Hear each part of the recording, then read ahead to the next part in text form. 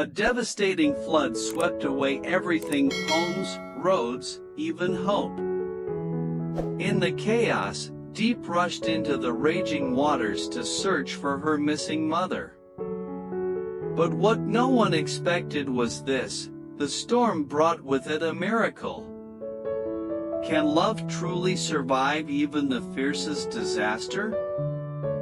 This is the emotional journey of Diep and her boyfriend James, who set out on a desperate search when a sudden flood struck Diep's hometown. Her mother, living alone in a remote village, had gone missing. Without waiting for rescue teams, Diep and James returned immediately, facing collapsed roads, floodwaters, and uncertainty. Through submerged villages, broken homes, and slippery hillsides, they searched tirelessly, asking locals, navigating the ruins, clinging to hope. Finally, they discovered her mother alive, sheltering in a makeshift hut with other survivors. Their reunion, in tears and trembling embraces, became a turning point of light amid darkness. Together, they returned home, where the family's old house still stood, damaged but not destroyed. They cleaned, rebuilt, and slowly breathed life back into the place. And there, under the fading light of day, James proposed to Diep with a simple ring and a heartfelt promise. This is a story of love that endures, not just through peaceful days, but through storms, despair, and the long journey home. If this story moved you, don't forget to like, share, and subscribe to our channel. Help us spread more stories of love, resilience, and hope even when the storm has passed.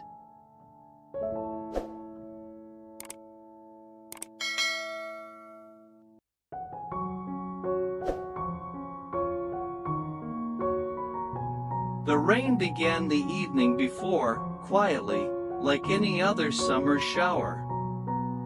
But by midnight, the sound of rain hammering the rooftop grew deafening. Diep woke up in a panic. Outside, the sky was pitch black, thunder rolled relentlessly, and the wind screamed through the cracks in the windows like a warning cry. An emergency weather report flashed on her phone, tightening the knot in her chest. An unusually large flood is rushing down from the upstream regions. Residents near rivers must evacuate immediately. Her mother, Mrs. Lon, lived alone in one of those areas, by a small house nestled near a usually calm river. Diep grabbed her phone and frantically tried to call. 1 ring. 2. 10. No answer. Just silence and static. The signal was lost, and even text messages wouldn't go through. James, her boyfriend, was startled awake by the commotion. He saw Diep trembling, holding her phone tightly, tears welling in her eyes. He stepped forward and gently placed his hand on her shoulder. "What's wrong, Diep?" She looked up at him, her voice breaking. "James, I can't reach my mom. There's flooding back home. I have to go. I can't wait." Without hesitation, James nodded. "I'm coming with you. We'll find her." At first light, they arrived at the bus station, only to be told all trips to the mountain region were suspended due to flooding and landslides. Diep clenched her fists in frustration. Waiting wasn't an option.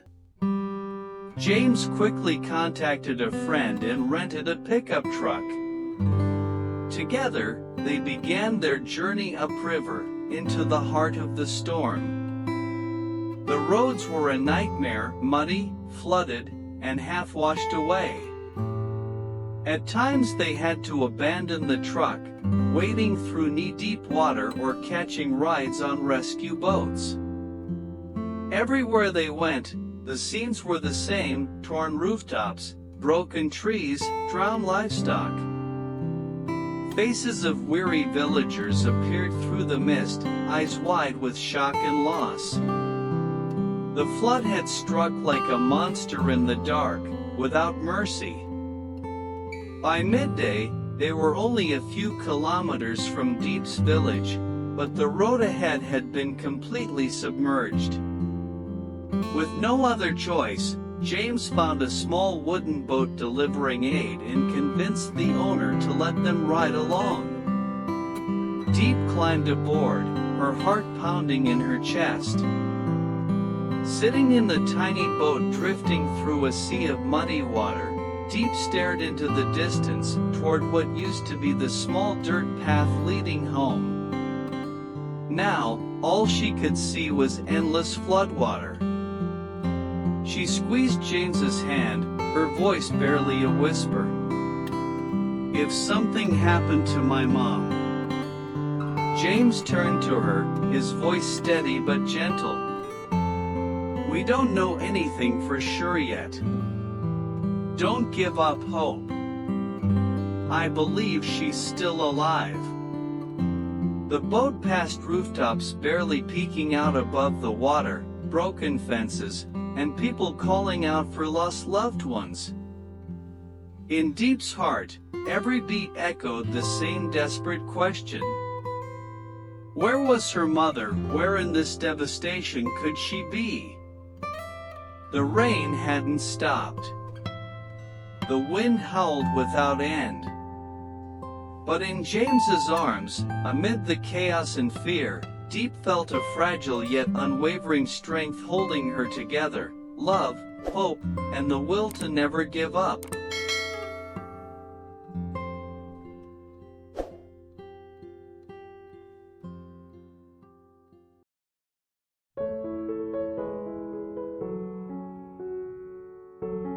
The wooden boat rocked gently on the muddy brown water, drifting past rooftops barely visible above the floodline, shattered walls, and lives scattered by the raging storm.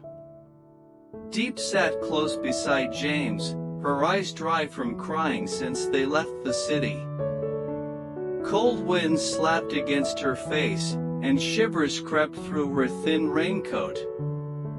She kept her gaze fixed on the distant horizon, where, in her memories, stood a small house with a blooming bougainvillea trellis her mother once planted. Now, all that remained was a bleak gray of water, mud, and devastation. "Are we almost there?" Diep asked softly, her voice hoarse from worry and exhaustion. James turned to her, taking her hand and giving it a reassuring squeeze. "Just a bit farther. I asked a few locals, they said there's a temporary shelter up the hill. She might be there." The boat docked on a patch of high ground that had only recently surfaced as the floodwaters began to recede. Dozens of villagers huddled under makeshift tents, seeking warmth beside small, flickering fires. Their tired eyes followed James and Diep, the eyes of people who had escaped death but still had no idea how they would survive tomorrow. Diep ran to them, asking frantically, "Has anyone seen an elderly woman in her 60s, small build, silver hair, wearing a brown shirt? Her name is Lon, she's my mother."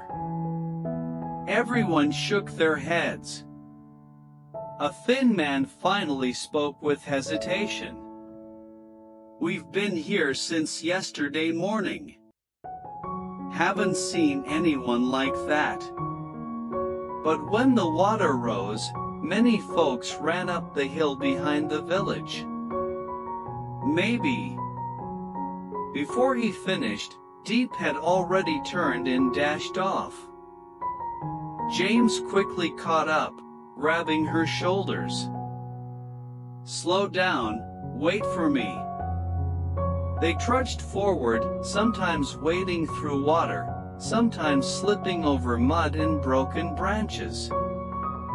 The wind shrieked through the bamboo forest, echoing like cries of the drowned. Insects buzzed.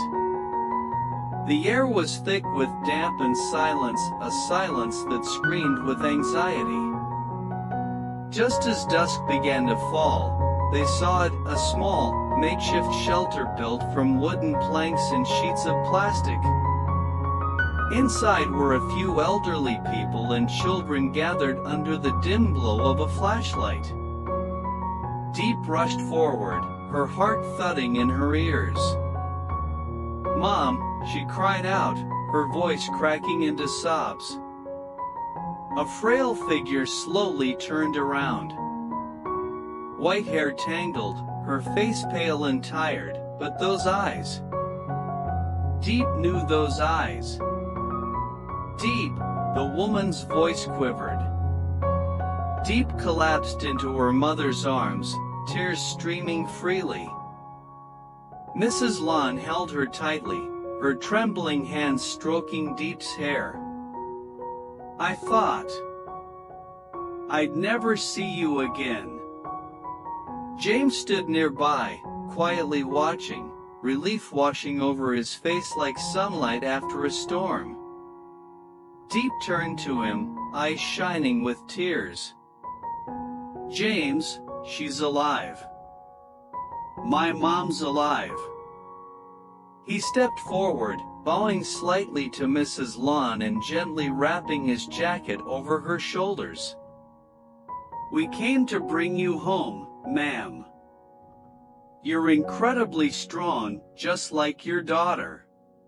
Mrs. Lon gave a weak smile and nodded. Her face was still streaked with mud, but her eyes glowed with warmth and hope. That night, they stayed in the shelter with the other survivors. The rain had stopped, and a few faint stars peeked out behind the clouds. In the stillness of a village that had just endured a disaster, quiet laughter rose between the three of them, a soft thread of life woven into the ruins, fragile yet unbreakable.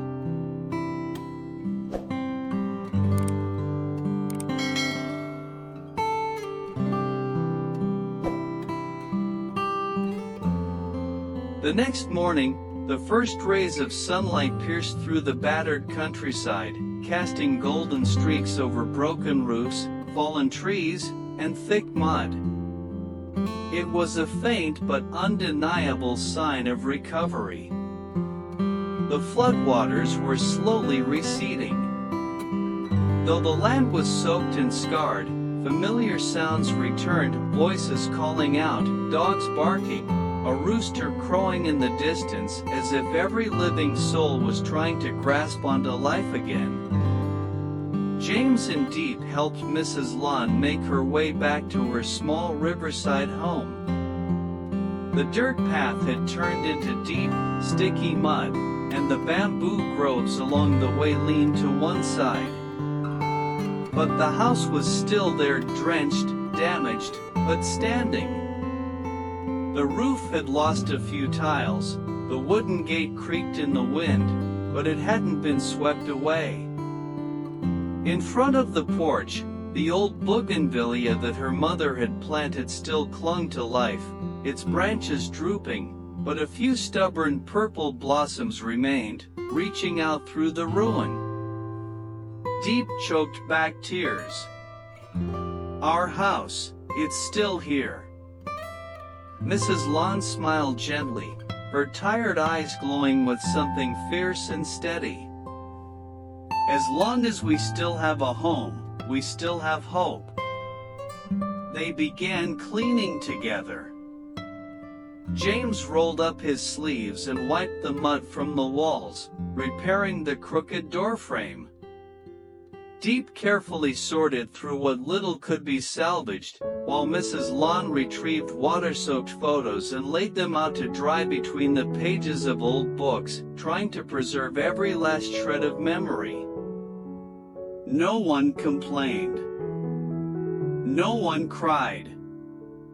Every gesture, every glance held quiet love, the kind that only reveals itself in moments of hardship. By late afternoon, they sat beneath the front porch, where the evening sunlight glowed on the damp ground. James poured Mrs. Lon a cup of hot tea while Diep rested her head on his shoulder, as if all the pain and chaos of the past days had finally settled into peace. "Thank you, son," Mrs. Lon said softly, her voice warm and full of emotion. "If it weren't for you, I might never have seen my daughter again." James gave a modest smile, replying gently, "I only did what I had to. I love Diep. I couldn't let her face this alone." Diep looked up at him, her eyes filled with gratitude, love, and peace. "We made it through the storm together. Now I know, with you, I can face anything." James took her hand, silently for a moment, then reached into his backpack and pulled out a small box. Inside was a simple silver ring, engraved with both their names on the inside. "I was going to wait for a different moment, but after all this, I think there's no better time than now. Diep, would you walk the rest of life's road with me?" Diep froze. Tears welled in her eyes again, but this time, they were tears of joy. "Yes, I will." Mrs. Lon chuckled gently from her seat, her eyes also misty. The flood had taken much, but in the end, it had returned something even more precious: family.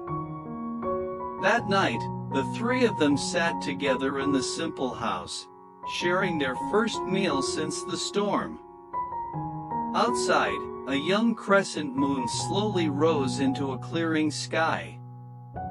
And drifting softly in the wind was the scent of damp earth, warm tea, and something more, the scent of hope, of beginnings, of love that survives the storm.